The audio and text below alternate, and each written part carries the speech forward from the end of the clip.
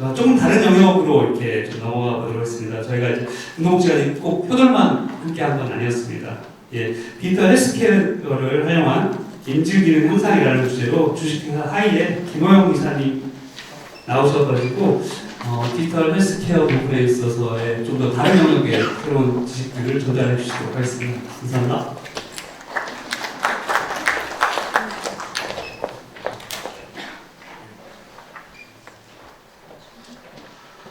네, 안녕하십니까. 네, 지금 방금 소개받은 이제 주식회사 하이라고 하는 회사입니다. 네, 이 하이는 아니고요. 네, 휴먼 AI 인터랙션의 약자입니다. 이제 발표하기 전에 먼저 이렇게 그 공도 같이 이제 그 스마트 헬스케어 사업을 같이 이제 저희가 3년 하고 있는데 이런 어떤 기회점을 마련해 주신 김상 관장님하고 그리고 공동사회복지관 측에 감사의 인사를 드립니다. 소위 피자의 외양간 고치자. 혹시 제가 지금 오늘 하려는 얘기가 어떤 건지 조금 추측이 되실까요? 네, 여기 이제 뇌에 이제가 있는 것처럼 오늘은 이제 치매에 관련된 얘기를 좀 제가 드리려고 하고요. 이 치매를 예방하고 그리고 치매를 어떻게 하면 극복할 수 있을지를 고민하는 그런 저희 솔루션에 대해서도 제가 이렇게 설명을 좀 드리려고 합니다. 지금 현재 이제 100세 시대라고 이제 흔히들 얘기를 하잖아요. 그래서 이제 아마 이제 50을 넘으면 저도 이제 50을 넘었고 저희 이제 참고로 대표님이 60세를 넘으셨는데 이제 그 반백세를 이제 꿈꾸면서 이제 하는 게 여기 이제 어르신들처럼 꿈꾸는 게 이제 딱 하나밖에 없다고 하더라고요. 99세까지 팔팔하게 3일 딱 아프고 4일째 죽자. 이게 뭐 잘은 모르겠지만 어쨌든 여기 보시면 모든 대부분의 어른들이 한 번쯤은 이렇게 이제 내 삶을 마무리하면 좋겠다라고 이렇게 꿈꾸신다고 하더라고요.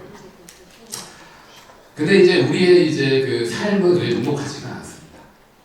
과연 이제 은퇴 또는 노년의 삶 이제 어떻게 보낼 거냐라고 하는 부분들이 여기 이제 계신 분들 또는 이제 여기 이렇게 참가하지는 않았지만 어떤 이제 나이를 먹어가면서 참 많이 고민하는 주제라고 이제 생각이 드는데 그 중에서도 참 이제 노년이 되면 즉 나이를 어쩔 수 없이 먹어가면서 고민할 수밖에 없는 게 이 치매라고 하는 병입니다.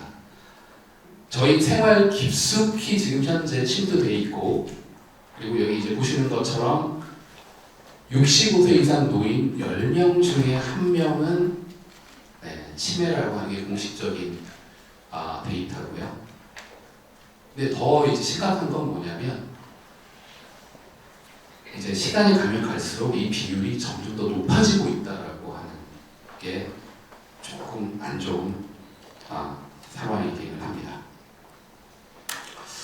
그래서 이제 어르신들한테 이제 조사를 해봤을 때, 내가 이제 노년이 되면 가장 두려운 병이 뭘까?라고 했을 때 보면, 가장 많이 이제 사람들의 오르내리는 게 이제 암인데, 암보다도 이제 어르신들한테 가장 두려운 거는 치매다라고 하는 게 공식적으로 이렇게 나와 있는 수치입니다. 저는 이 경험을 실제로 좀 했습니다. 이게 뭐냐면 저희 어머니께서 이제 2년 전에 폐암으로 돌아가셨는데 돌아가시기 2개월 전까지도 가장 걱정하는 게 이제 치매였어요. 내가 안 걸린 거니까 당연히 받아들이는데 이걸로 인해서 내가 치매에 걸리거나 특히 치매를 걸려서 아들한테 짐을 지우는 건 아니겠느냐. 그리고 이제 저희의 이제 정말 잘못된 상식 중에 하나가 있습니다. 치매 걸리면 죄송합니다. 벽에 똥칠하는 거 아니야? 왜 이런 어떤 잘못된 인식이 이제 어르신들한테 심어져 있는지 모르겠는데 어쨌든간 제일 문제가 뭐냐면 두렵다라는 것만 알고 계시고 이거에 대해서 내가 어떻게 준비를 하지? 어떻게 예방을 하지? 내가 그럼 치매가 걸렸다고 하면 이걸 어떻게 치료를 하지? 이런 부분들에 대해서 어르신들의 지금 보면 정보에 대한 공유나 이런 방법들이 조금 부족한 게 아닌가라고 하는 게 저희의 생각이었습니다. 그래서 국가도 어마어마한 비용을 지금 쓰고 있습니다. 예, 보시는 것처럼 현재 뭐 20조가 넘었고 지금부터 한 25년 뒤에는 한 100조까지 점점 더 많은 비용을 치매 관리하고 예방하는데 현재 쓰고 있는 그런 상황입니다. 그러면 이제 흔히들 이제 그럼 치매 어떻게 예방을 해야 돼? 라고 하는데 가장 많이 생각하는 게 뭐냐면 내가 뭔가를 잘 기억하면 좋지 않을까? 그래서 지금 흔히 이제 많이 예를 드는 게 뭐냐면 주소를 까먹었어. 갑자기. 내가 어제까지는 내가 잘 기억했는데 왜 갑자기 뭘 생각이 안 나지? 이런 거에 조금 포커싱이 돼 있습니다.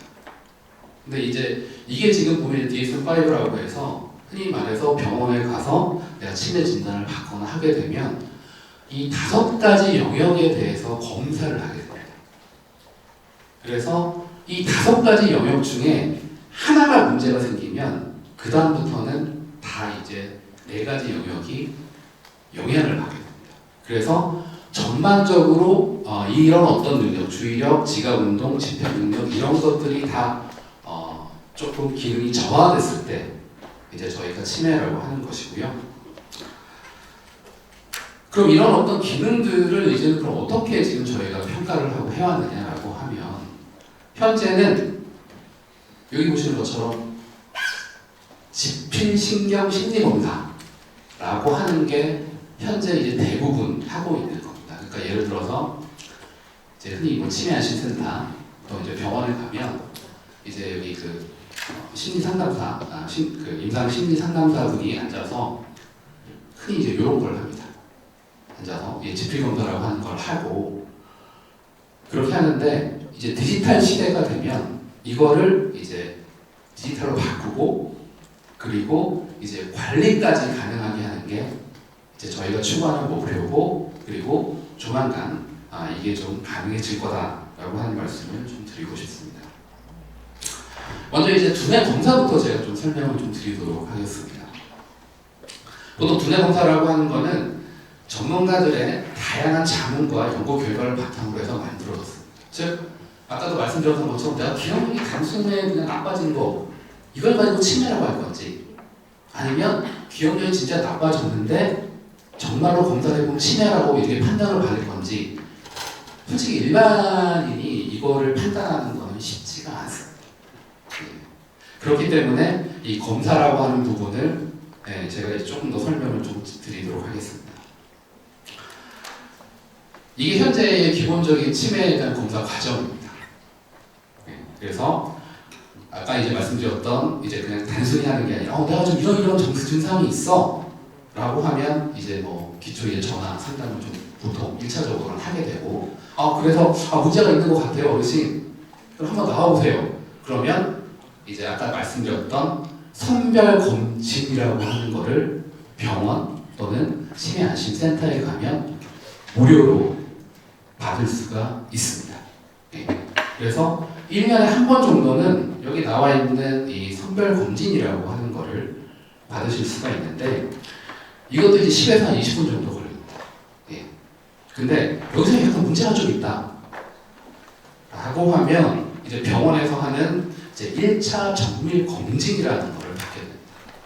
보통 이제 SNSD라 아니면 뭐 모카나 뭐 여러 가지 이제 툴이 있는데 이거는 대략 1시간, 길면 2시간 정도 걸리고 비용이 20에서 많으면 한 40만 원까지 이렇게 지금 되고요. 보통 이제 치매에 걸렸다 라고 하고 코드를 받는다 라고 하게 되면 여기에서 이제 문제가 좀 심각하게 되면 치매 코드라는 걸 받게 됩니다. 그리고 여기에서도 잘 모르겠다. 즉 이게 경도인 지장인지 아니면 초기치인지 잘 모르겠다라고 하면 2차 정밀 검사를 받습니다. 이때는 보통 이제 영상, MRI를 찍거나 아니면 이제 펫을 찍거나 조금 심한 경우에는 뇌 척수액을 뽑아가지고 검사를 받습니다. 근데 정확도로 따지면 MRI, 그 다음에 펫, 그 다음에 뇌척수 검사. 즉 뇌척수 검사가 제일 정확합니다. 예. 그러니까 뇌척수는 흔히 말해서 골수 뽑는 거예요. 예.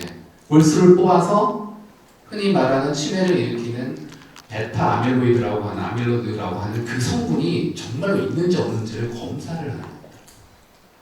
현재는 이렇게 지금 치매를 검사하는 게 어떻게 생각하면 표준 룰로 이렇게 정의가 되어 있고요. 근데 저희가 하는 거는 이 기초 선별 정밀 검사를 합치는 이런 작업을 디지털화 시켜서 정밀하게 하자라고 하는 작업을 저희 하이는 지금 진행을 하고 있습니다. 근데 이제 단순하게 그냥 이제 물어보고 하는 게 아니라 이제 테크놀로지가 즉 기술이 발전하면서 저희가 이제 기술을 활용을 해서 한번 해보자라고 했습니다. 그래서 저희가 지금 하는 거는 여기 보는 것처럼 시각적인 거를 할 거고요. 그래서 이 시각이 예전에는 보시면 그 검사를 하려고 그러면 연구실에 가서 또 병원에 가서 이런 식으로 검사를 했었어야 돼요. 근데 기술이 발전하면서 이제 단순히 그냥 스마트폰만으로도 충분히 검사가 가능합니다. 또 하나는 이제 어르신들이 이제 조금 가장 많이 간과하는 것 중에 하나가 보면 목소리가 조금 이상해졌다 라고 하는 거를 스스로는 인지를 못합니다. 근데 내가 전화를 했더니 야 너 좀 약간 목소리가 이상해 이렇게 하시는 경우 아마 들어보셨을 거예요. 그래서 이러한 그 목소리를 활용한 즉 음성을 활용한 언어의 명료도 그 다음에 저희가 이제 흔히 말하는 피치라고 하는데 말이 약간 늘어지는 게 있어요. 이런 늘어지는 음률, 그 다음에 말의 크기 이걸 바탕으로도 이 사람이 치매의 증상이 있구나 없구나를 판단할 수 있는 이런 상태까지 현재 와 있습니다. 자, 설명을 조금 이해를 나눠드릴게요. 여기 보시기에 이제 왼쪽이 정상분이고 그 다음에 오른쪽이 이제 인지 저하 분이거든요. 그러니까 이게 어떤 그 과제냐면 여기 보시는 이 사인 그래프, S자 그래프에 검은 공이 보입니다. 그러면 어르신들한테 저희가 어떻게 할 거냐면 그거를 그냥 이렇게 눈으로 따라가 주세요. 이렇게 얘기를 한 거예요. 그래서 먼저 정상분을 먼저 보시면 이렇게 가거든요. 근데 인지 저하분을 보시면 거의 따라가지 못해요. 네. 그러니까 여기서 지금 저희가 하는 포인트는 뭐냐면 이거가 가는 게 기준선이고 그 다음에 정상군이 가는 거에 대한 속도 그 다음에 이 둘 간의 간격을 잽니다. 그래서 이게 멀어졌을 경우에 그리고 잘 따라가지 못했을 경우에 1차적으로 이분은 이상이 있다 라고 하는 걸 저희가 판단을 하고요. 그다음에 두 번째는 이제 목소리인데 여기 보면 이제 콩쥐팥이 나와 있는 건데 네, 이거 이제 정상분 여자분 물을 제가 집에서 나는 먹었는데 엄마하고 계모하고 사지하고 콩쥐를 계속 안 좋게 나무라고 얘기 같습니다. 네. 위험군 한번 이거 들어보도록 하겠습니다.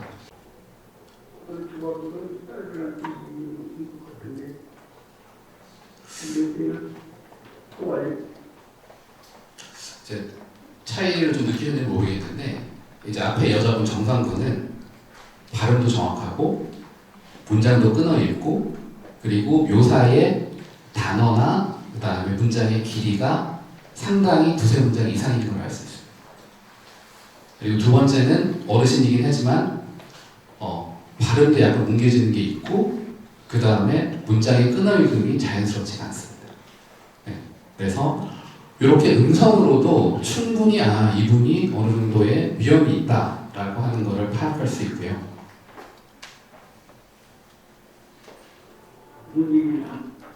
네.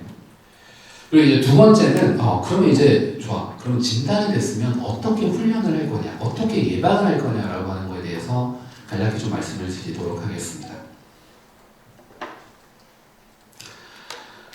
보통 이제 그 이 뇌라고 하는 게 보면 뇌 예비력이라고 하는 게 있고, 그 다음에 이제 인지 예비력이라는 게 있는데, 이 두 가지를 한꺼번에 다 이제 강화시키는 게 중요합니다. 그래서 이제 뇌 예비력은 여기 예를 든 게 뭐냐면 집이라고 생각하시면 될 것 같아요. 네. 그래서 이 뇌가 점점 더 커진다라고 하는 거는 집의 크기를 점점 더 키우는 거고, 그 다음에 인지 예비력이라고 하는 거는 집의 구조를 집 구조에 맞게끔 어떻게 가구를 배치하는 것. 즉 어떻게 생각하면 이 두 가지가 조합이 됐을 때 우리 뇌가 가장 풍성하게 된다고 이렇게 보시면 될 것 같아요. 그래서 내가 이제 치매를 예방한다라고 하는 거는 이제 두뇌 활동을 점점 더 활발하게 해서 어떻게 생각하면 많은 정보를 뇌에다가 저장할 수 있는 이런 기본적인 구조를 만들어주는 게 중요하다라고 이렇게 생각하시면 됩니다. 그리고 이렇게 점점 더 내가 이제 머리를 쓰는 역할을 하게 되면 이건 이론적으로도 증명이 되어 있습니다.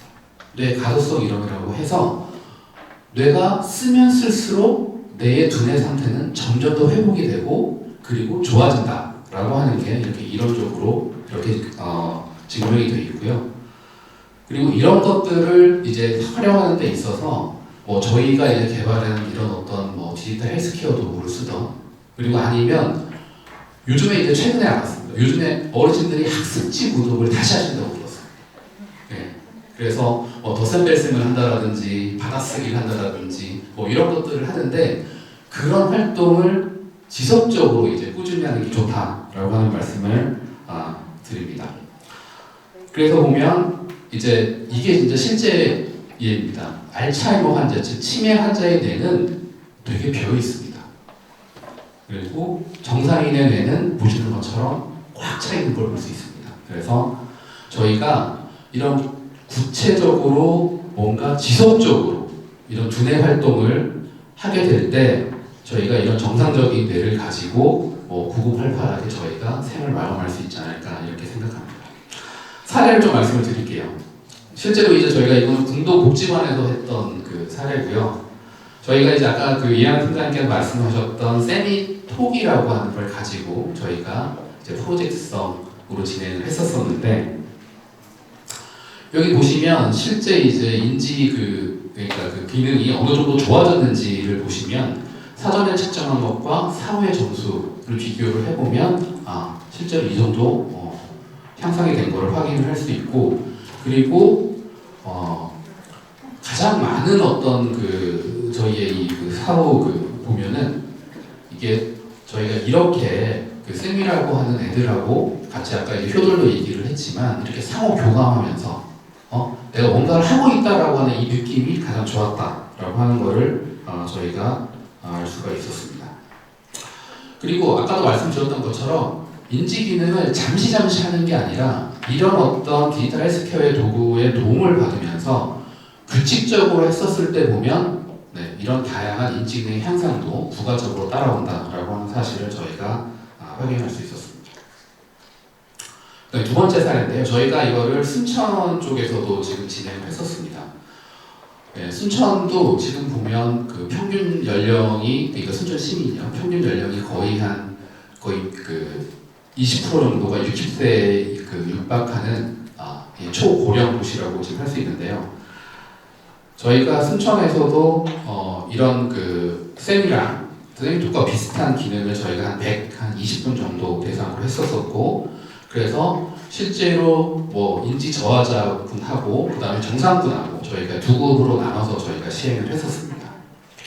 그렇게 보면 인지 저하분 또는 인지 그 정상분에서도 보면 전후 비교했었을 때 보면 고르게 모든 분들이 인지 기능에 향상이 있었다는 것을 저희가 이제 확인을 할 수 있었고, 마지막으로 이제 결론 좀 말씀을 드리도록 하겠습니다. 이제 내가 치매를 예방해야 되겠다라고 하는 부분에 대해서는 모두 다 이제 공감을 하고 계실 겁니다. 그럼 방법을 어떻게 해야 돼? 라고 하시면 건강한 생활 습관, 너무 좋습니다. 운동 열심히 해야 돼. 이것도 너무 다 알고 계세요. 그래서 뭐 담배 끊자, 알코올 끊자, 뭐 술 마시지 말자 다 알고 계신데, 다만 조금 간과할 수 있는 게 뭐냐면 머리 쓰는 활동은 내가 그냥 안 해도 되지 않을까? 라고 하시는데 이것도 다른 것들과 못지않게 규칙적으로 해주셔야 된다. 그래야지만 저희가 건강하게 오래 잘 살 수 있다 라고 하는 것을 마지막으로 말씀드리겠습니다. 네, 이상입니다. 감사합니다.